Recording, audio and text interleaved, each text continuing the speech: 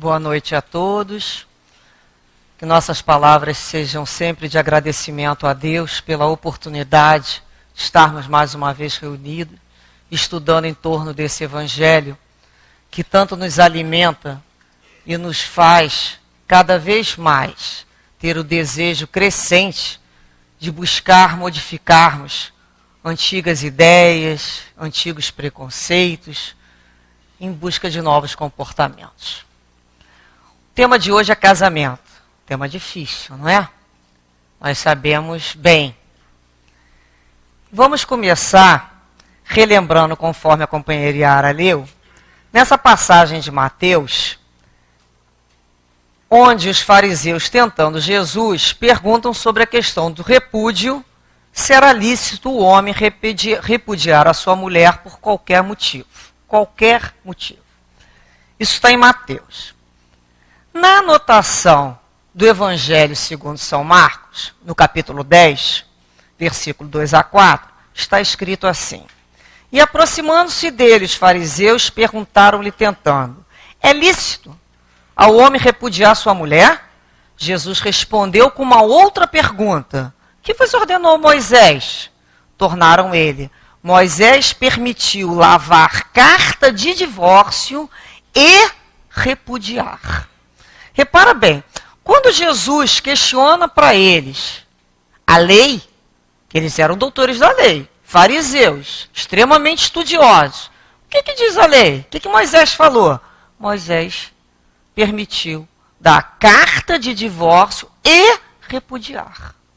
Ou seja, aonde está essa lei? É o Antigo Testamento, está em Deuteronômio, que diz assim: Aquele que deseja divorciar-se de sua esposa por qualquer motivo, deve registrar por escrito que nunca voltará a casar com aquela mulher. Portanto, ela terá liberdade de casar com outro homem. Entretanto, enquanto essa carta de divórcio não lhe for dada, não poderá fazê-lo. Esta é a lei que fala o Deuteronômio. Ou seja, existe uma diferença entre divórcio e repúdio. Bem claro no Deuteronômio. Existe uma grande diferença. Então, a lei judaica já previa o divórcio. Só que não era feito de qualquer maneira, não. É um processo. Existe um procedimento. Primeiramente, o homem, ele emite uma carta de divórcio. Ele faz essa carta de divórcio. Depois, ele entrega essa carta de divórcio à mulher. E por último, só então, ele a despede, ele a repudia. Nesse momento, então, ela está divorciada. E esse divórcio implica em quê?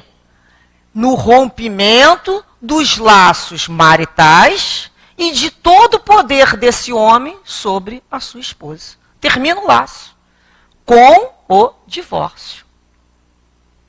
Então, isso já estava sendo previsto. Então tem essa fase, ele tem que fazer a carta de divórcio. Ele tem que emitir, tem que entregar para ela poder ser despedida. A partir dali ela é livre. Ela volta para a casa dos pais ou pode contrair uma nova núpcias. Ela é uma mulher livre. Bem, apesar da legislação judaica garantir tal determinação em seu ordenamento, a lei não era cumprida. Desde aquela época. A lei estava lá, mas não era cumprida. Por que essa lei não era cumprida? Primeiramente, porque essa lei era muito custosa ao homem financeiramente. Porque quando ele casou, ele recebeu o dote da esposa, recebeu presentes, ele recebeu uma série de situações para receber aquela mulher. E ao divorciar-se, ao fazer essa carta de divórcio, ele é obrigado a fazer uma coisa que eles detestam: dividir os bens. Dividir os bens. Quando falam em dividir os bens, desde aquela época eles inventaram o jeitinho. Tem um jeitinho aí para a gente dar, para não perder dinheiro? Então deram um jeitinho. Despedia-se da mulher, repudiava a mulher, mas não dava carta de divórcio. Ou seja, essa mulher mantinha o laço do matrimônio e não estava liberada. Ela continuava como uma propriedade dele. Se ela encontrasse uma outra pessoa e casasse, ou fosse encontrada com outro homem, ela era tida como adúltera e a pena de morte seria apedrejada. Porque ele não a liberou. Então ele tinha tantas outras mulheres, como a gente lê na Bíblia, né? Salomão, todos eles eram polígamos. E a mulher ficava lá dentro da casa, à mercê daquele homem, meio como escrava, à disposição dele.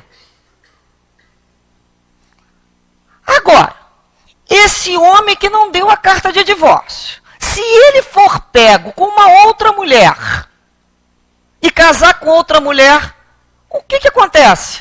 Nada. Ninguém se importa. Quem é que vai se opor? A mulher? A mulher ia lá para reclamar? A mulher naquela época, ninguém podia nem conversar com uma mulher na rua. A mulher era considerado inferior. E a gente começa a buscar um povo que é tão chegado à lei, né? Segue a lei, a lei, a lei. Onde é que ele encontrou respaldo jurídico para manter a mulher como propriedade? Onde é que está isso? Vamos pesquisar. Onde é que fui procurar? Onde é que está esse respaldo jurídico? Bem, encontramos na realidade não um direito formal, mas sim o que a gente chama de hermenêutica jurídica. Uma interpretação, a bem à la vontade, né, que a gente chama, daqueles que mandam, daqueles que criam que interpretam a lei aos seus interesses. Então, o que eles fizeram ali? Vamos lá nos 10 mandamentos. Está o 9º mandamento. Não desejareis a mulher do próximo. 10º. Não cobiçareis a casa do seu próximo, nem seu servo, nem sua serva, nem seu boi, nem seu asno, ou qualquer outra coisa que lhe pertença. Ou seja, nada que pertença ao homem. A partir dessa enumeração do artigo 9º e do 10º, por abrangência, eles tenderam a concluir que a mulher também lhe pertenciam como um bem. E assim a mulher foi codificada. Então a mulher entra nessa relação aí, que entra a mulher, a casa, a serva, o boi, o burro, pertencem ao homem, por uma interpretação ampla, que a gente chama, né, sistemática, ela é abrangente. Então, voltemos à lei Deuteronômio. O que Jesus consegue, né, quando ele faz os fariseus recordarem essa lei mosaica do Deuteronômio? O que está escrito na lei? O que Moisés ordena quando ele faz essa questão? O que ele relembra a eles? Que no Deuteronômio, no capítulo 22, versículo 22, tem uma prescrição de castigo por o adúltero, que é pena de morte. E lá está escrito, tanto o homem quanto a mulher. Então, o homem que repudia a esposa e casa-se com uma outra, ele era adúltero. Bem, e é o que eles estavam fazendo? Só era adúltero a mulher. Ele era adúltero. Qual é a pena para ele? Pena de morte também. Nesse momento, Jesus demanda uma coisa que nós podemos dizer de equiparação dessa mulher em direitos no matrimônio. Jesus eleva a condição feminina. É quando ele disse, eu não vim destruir a lei, nem os profetas, eu vim dar cumprimento. Existe a lei, então vamos cumprir a lei. Vocês não falam tanto em lei? Quer dizer, eles só usavam a lei, né? Era o jogo deles. E por qualquer motivo, podemos repudiá-la? Ele fala desde o início, não era assim. Moisés permitiu pela dureza dos vossos corações. Ou seja, o que é a dureza do vosso coração? É aquele coração que pouco está se importando com o outro. Como é que vai ficar aquela mulher? Porque aquela mulher, mesmo ela com a carta do divórcio, aquela situação dela, que liberdade que ela tinha naquela época? Então, realmente são corações endurecidos. Então Jesus eleva.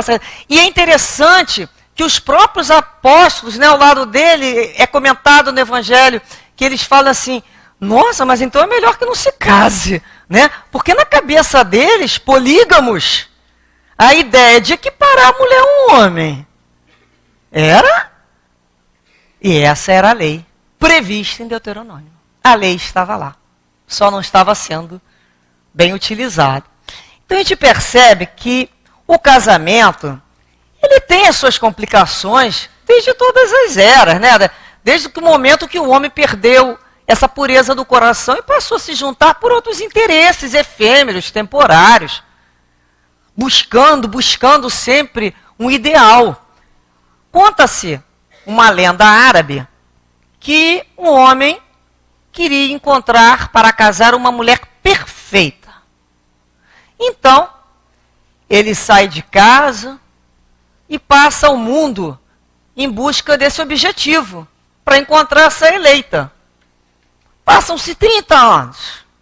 Ele já estava velho, cansado, ele voltou para o seu país de origem, sozinho, sem conseguir atingir o objetivo.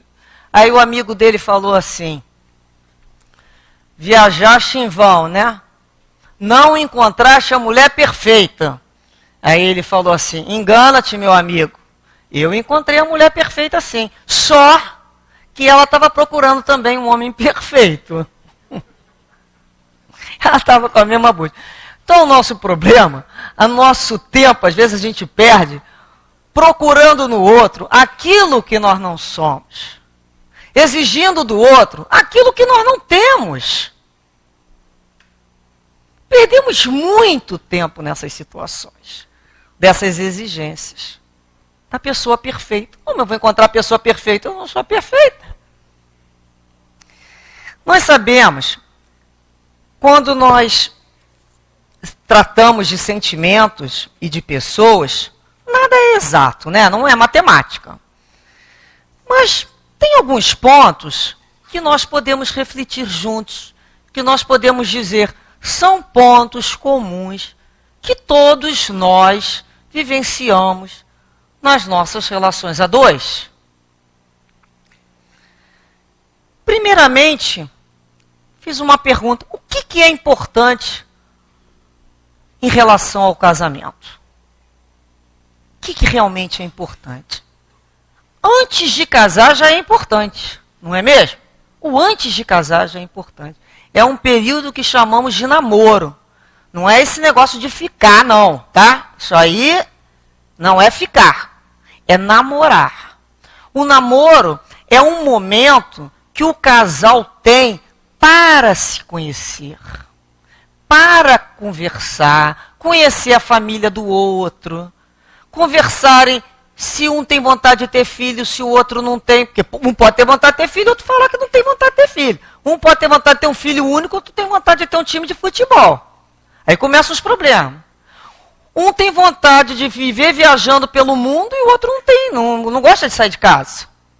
Então, em aquele momento, você passa a conhecer um pouquinho, pelo menos, do outro. E daquela família. A família é muito importante. A gente casa com a família também. Porque aquela família, ele vai levar e ela vai levar para o lar aquela família, dentro da cabeça. Dentro da cabeça todo mundo tem uma mãe, tem uma tia, tem uma avó que fala, né? Em nosso lugar, por várias vezes. Foi o que nós aprendemos, são nossas matrizes. Então é o momento do namoro. Como é que aquela criatura resolve questões financeiras? Como é que aquela criatura lida com dinheiro, né? O que aquela pessoa acha sobre questões de trabalho? Como é que aquela pessoa se relaciona no dia a dia com o outro? Isso é que a gente busca no namoro. É um tempo para se conhecer. Então, a pessoa chega à conclusão que eles têm coisas em comum, que eles têm vontade de compartilhar a vida e vão e casam-se. Então, durante o casamento, nós elencamos algumas situações. O que é importante? A conservação do casamento. A gente se esmera muito na conquista do outro.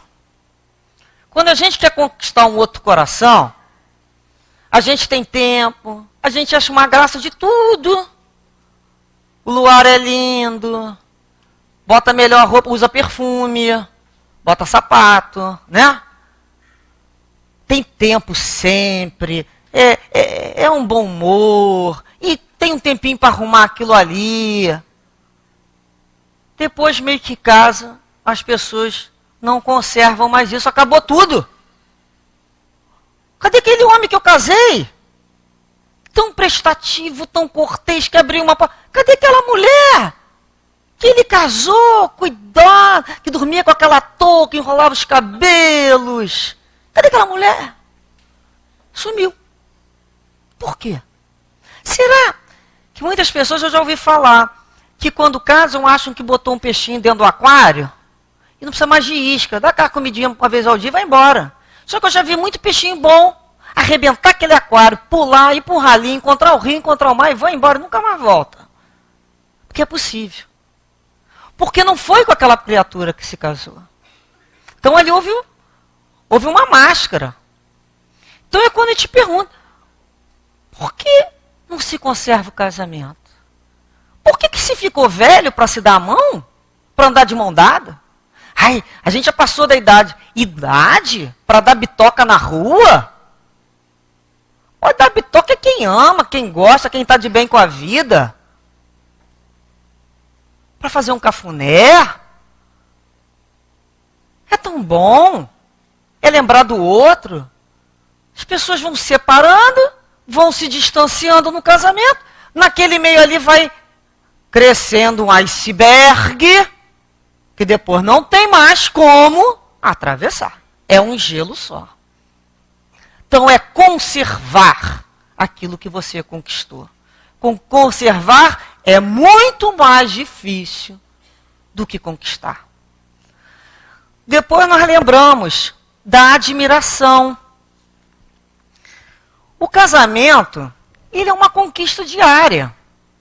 Admirar o outro é querer cada vez mais conhecer o outro. Eu ouvi a história dele. Ele vai contar de novo aquela história quando ele tinha 13 anos. Ai, que legal. Mais uma vez, ele conta para mim aquela história. Ele divide comigo. Nós temos um dicionário. Uma palavra, eu já entendi o que ele está querendo dizer. É o nosso dicionário de amor. São as palavras que nós passamos a construir em comum. São os nossos olhares.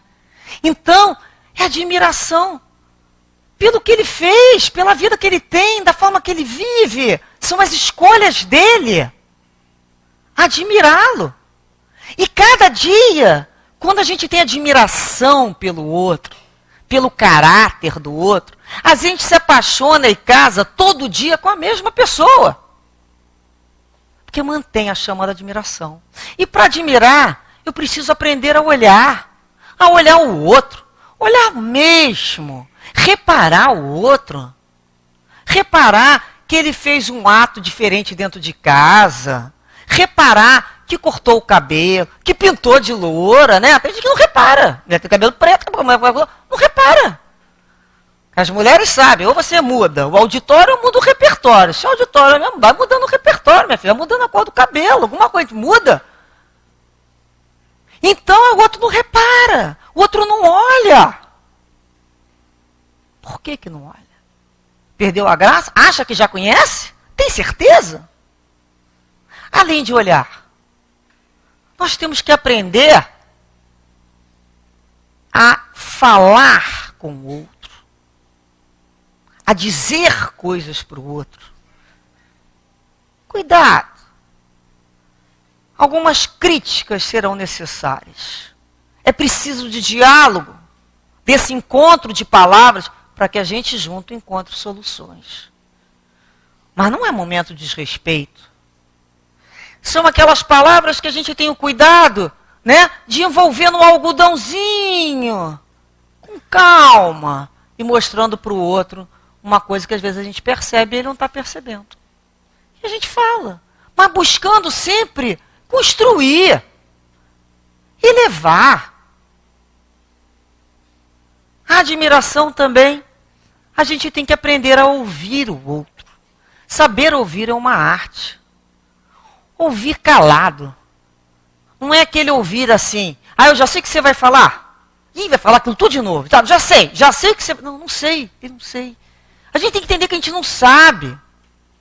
Deixa o outro falar. Deixa o silêncio dizer alguma coisa.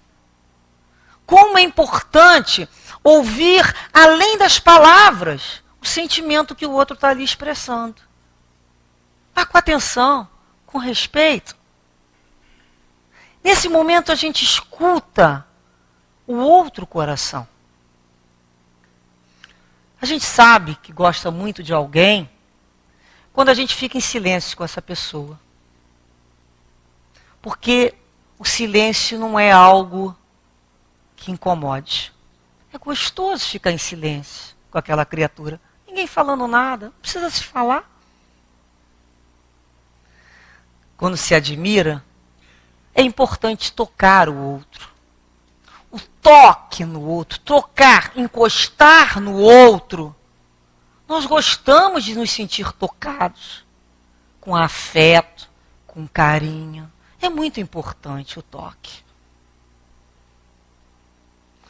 Então, quando a gente sente a mão do outro, passando a mão nos nossos cabelos, a mão do outro sentindo o rosto, não é mesmo? É o nosso companheiro. É com ele que nós temos a intimidade e teremos a nossa vida sexual, que é muito importante no casamento. Que até então está combinado. É muito importante. Eu não posso determinar a quebra de uma relação sexual sem antes combinar isso com o parceiro. O parceiro precisa combinar, estar junto, entender determinadas decisões dentro do casamento. Então isso cresce a admiração cada vez mais pelo outro. Nós podemos lembrar do respeito e da confiança, que funcionam, né, como cristais. O respeito e a confiança, a gente tem que lembrar que apesar de nós dormirmos na mesma cama, nós temos sonhos diferentes. Nós temos projetos, temos muitas idealizações que o outro não tem. Mas eu tenho que respeitar. É o respeito. Pelo gosto do outro. Pelos projetos do outro, que não necessariamente não são meus. Então, tem a relação dele com a família dele, tem a relação dele com os amigos dele, tem a relação dele com o hobby, com o trabalho dele, com as manias dele, com as coleções dele e dela. Não é coleciona. É o respeito pelo outro. Então, pelo fato de nós estarmos juntos, nós não nos tornamos uma amálgama, um grude, um todo. Nós somos duas pessoas juntas, vivendo juntos, compartilhando coisas juntas. Mas eu tenho meus sonhos, o outro tem também outros sonhos. Então, e isso não faz com que eu deixe de ter o respeito pelos meus desejos. Claro que não. Eu respeito o outro e respeito o meu. Então, eu quero ir ao cinema, o companheiro não quer? Vai ao cinema, ora. Quer visitar a mãe, ele não quer ir visitar a sogra? Vai sozinho. Ele prefere ver televisão. Cada um, é necessário esse espaço do casamento. Esse espaço para respirar, para se manter a individualidade. Mas para isso é necessário a confiança. Confiança no outro e confiança em si. Porque uma pessoa que o tempo todo fica cobrando o outro, com ciúmes do outro, só falta botar um chip para saber onde o outro está. E tem gente que já põe. Telefona no celular toda hora. Não, era só para saber se está tudo bem. Não, quer saber onde é que estava. Então isso é um controle. Isso é falta de confiança. Isso é não oferecer ao outro um espaço para pensar, para organizar. A gente quer ficar sozinho. A gente precisa de um tempo com a gente mesmo. Aí vem aquela criatura e começa. O que foi, hein? Tá pensando em quem? Tá há muito tempo aí sozinho, hein? Ah, olha lá, hein? Tá pensando em mim? Fala a verdade, o que você tá pensando? Gente, vamos dar um tempo. Sem drama, né? Me lembro muito de um programa de rádio. A moça ligou pro radialista e falou assim: vou falar uma coisa pro senhor, estou com um problema aqui em casa. O senhor sabe que meu marido não me procura mais? Aí ele falou assim para ela: mas a senhora se esconde? Eu fiquei pensando, é mesmo, né? Ela se... Às vezes a gente não se esconde, como é que o outro vai procurar? Tá toda hora ali. Oi, tô aqui. Oi. Oi, bom dia. Oi. A gente precisa de um tempo. Se não absorve, se não cansa, nós temos que ir buscar o outro também. Bem, companheirismo. O companheirismo é justamente aquele momento que nós já passamos a compartilhar sonhos em comum, não mais o respeito pelos sonhos individuais. O companheirismo é quando a gente começa a ter sonhos em comum. Então a gente programa uma viagem junto, a gente vai montar uma casa junto, a gente vai ter mais um filho, a gente vai fazer uma viagem para... É o companheirismo, a gente tem um objetivo. Vamos conhecer não sei que lugar, vamos fazer um curso juntos, vamos fazer uma academia juntos, vamos caminhar juntos. Isso é um companheirismo. Nos momentos bons e ruins. Muita gente não é companheiro do outro no momento bom. Parece que há uma competição. Fica meio entristecido quando o outro se dá bem. Nós temos que vibrar. Que bom que você conseguiu. Porque, na realidade, a gente sabe que só conseguiu porque o outro estava ali do lado apoiando. Nem que seja silenciosamente.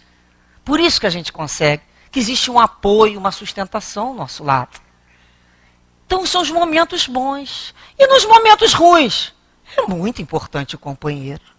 Como ficar sem companheiro no momento ruim? E tem hora que no momento ruim a gente não tem nem o que falar para o outro.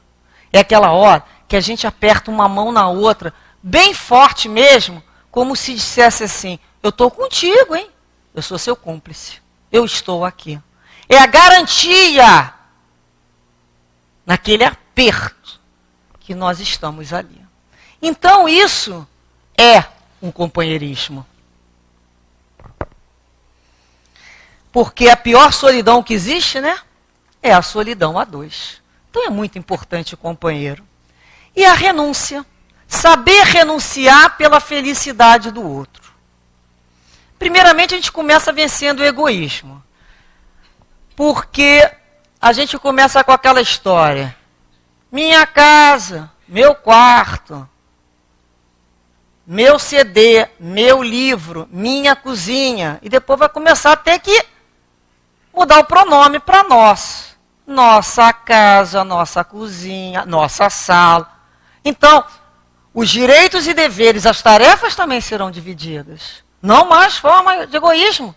É dividido, é solidário. E incrível que, apesar das vezes dos maridos terem um gosto assim, um pouco diferente às vezes, mas ele é nossa sala, ele também tem direito. A gente faz com que ele entenda, né, a posição do móvel, que existe umas... A mulher tem umas regras, né? E o homem, por ele, botaria a geladeira do lado do sofá. Mas a gente vai lembrar que é nosso. Não é minha casa. Não é só eu que tenho o direito de dizer como vai ser ou deixa de ser. É nosso. Vencer a vaidade. De olhar o outro como importante. Eu não sou a pessoa mais importante da relação. É quando eu venço a minha vaidade e levanto o outro. Me importo com o outro. Ofereço aquela cereja do bolo, a parte mais gostosa para o outro. Quando eu faço um mimo,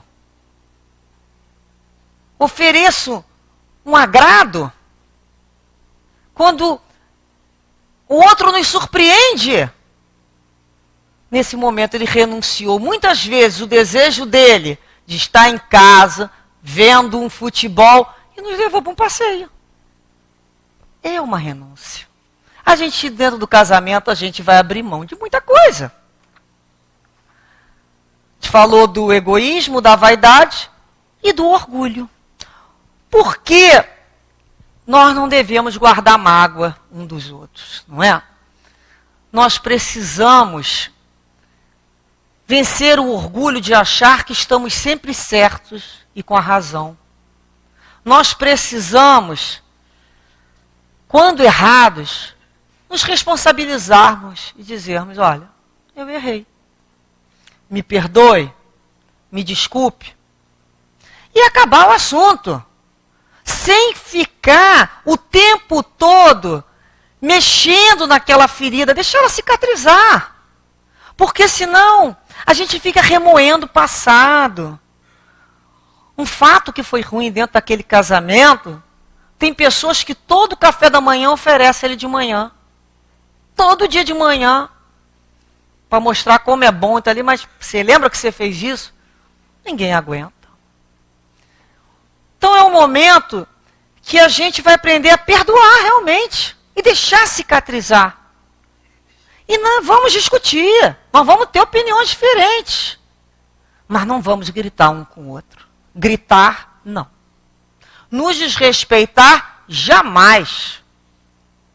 Em casa que falta pão, todo mundo berra e ninguém tem razão.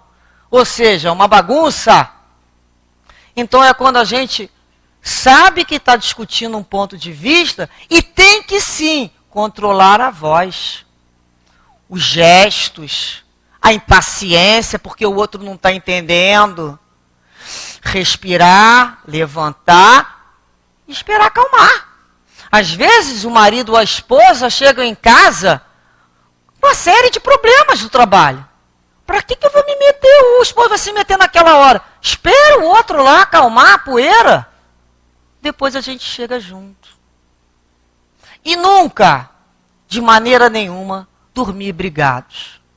Nada vale perder uma noite de amor. Nunca dormir brigado um com o outro. Eu me lembro que o professor José Jorge, ele falava que o marido da mulher era, como eu me lembro, essa história que ele falava, era como tijolo, precisava do tijolo e do cimento. Um duro e um mole. Porque se os dois fossem duros, só tijolo, a casa não fica em pé. Se tudo fosse só mole, só cimento, também não constrói casa. Então necessita de uma coisa dura e de uma coisa mole. Ou seja, a complementação é aquele momento que um está mais bravo, o outro está mais manso. Ô, meu amor, senta aqui. Senta aqui, vamos conversar, meu bem. O que está havendo aí contigo? Vem cá que eu vou dar uma beijoca para te acalmar. E ri um pouco. Vai ver a tua cara como é que está? O que é isso? Aparecendo um elefante com essa tromba? Oh, não está bonita assim não. Ou então você está mais bonita assim com essa carinha bronqueada. E a gente começa a rir, aquilo vai diminuindo. Até que não sobra nada. Eu vi um presente muito bonito de um casal de namorados que achei muito interessante. Eu vi a confecção desse presente. O rapazinho comprou lá uma garrafa azul muito bonita, colocou e colou internamente dessa garrafa a foto deles dois, do casal. Era um presente de namorados. Colou a foto deles. E escreveu uma série de bilhetinhos com frases românticas. O bilhetinho eu não lia, mas que falava da viagem que eles já fizeram, dos momentos bons que eles tiveram, de palavras engraçadas que eles vivenciaram. Então, dezenas de papeizinhos. Ele teve o trabalho de pegar aquele papelzinho, enrolar um a um e amarrar uma fitinha em cada uma desses. Depois que ele fez isso tudo, parecia mais uns pergaminhos, né? Colocou esses papeizinhos todos dentro da garrafa. E no final, essa garrafa era tampada como com uma rolha, parecendo aquelas garrafas que a gente lança ao mar, garrafa perdida. E nessa rolha saía assim um manual de instruções para o uso da garrafa. Ou seja, qual o objetivo daquele presente? E mais ou menos assim, ele dizia o seguinte, que cada vez que ela e ele se aborrecessem e ela ficasse chateada com ele, ela deveria abrir aquela garrafa, tira um papelzinho daquele e lê. E naquele momento que ela fosse ler aquele papel, ela iria relembrar aquele momento que eles tiveram juntos. E como foi importante. E assim, então, avaliar o que aconteceu com o que eles têm. E jogava o papel fora. Mas eles, e ela principalmente, ainda tem a obrigação de cada vez que acontece um fato novo, uma viagem nova, um momento novo, eles escrevem novos papeizinhos e adicionam nessa garrafinha. Pelo que eu sei, a garrafinha ainda está cheinha de papel. E às vezes a gente esquece disso. De lembrar.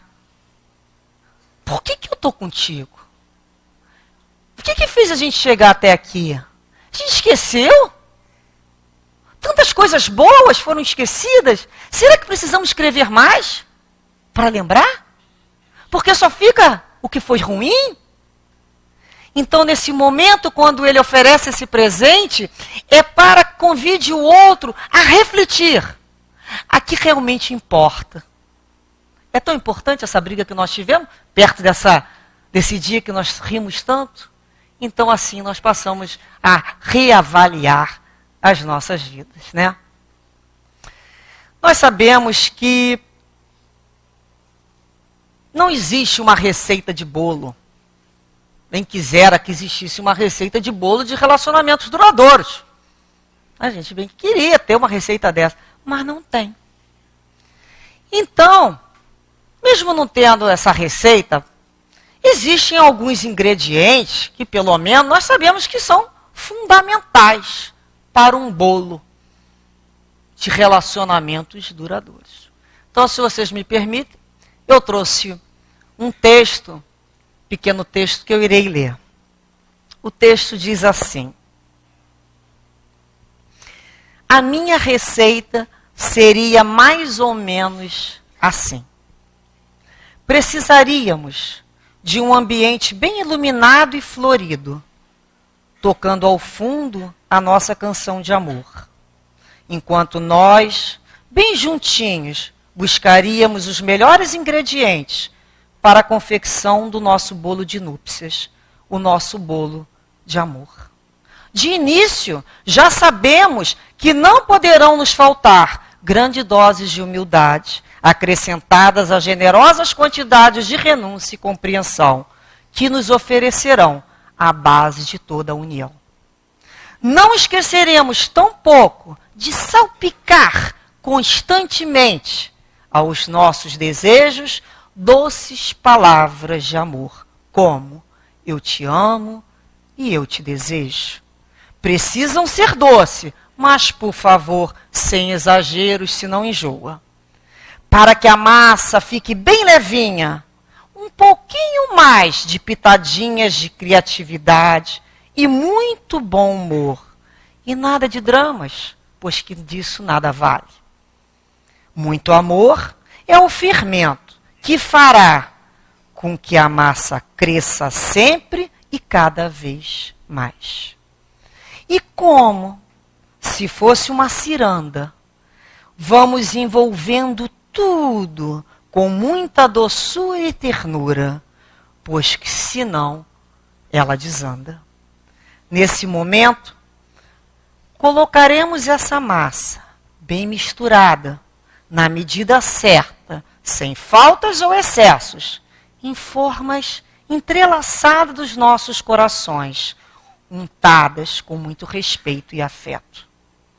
Tudo pronto para levarmos o nosso bolo ao coração, já pré-aquecido de esperanças.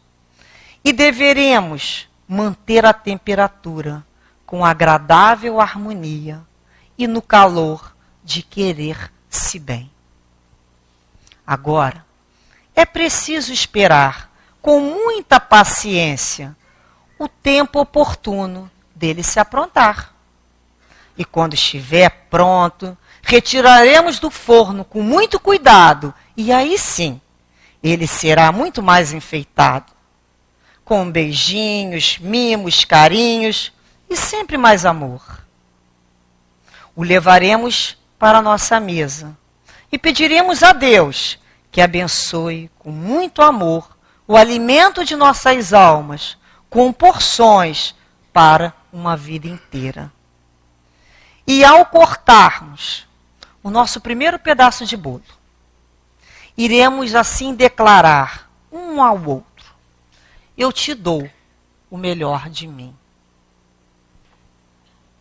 E após isso, compartilharemos com outros corações. Eu te dou o melhor de mim. E a gente pensa numa receita dessa, com todos esses ingredientes, para no final a gente falar para o outro: eu te dou o melhor de mim. Qual é o melhor de mim? Qual é o melhor de cada um de nós?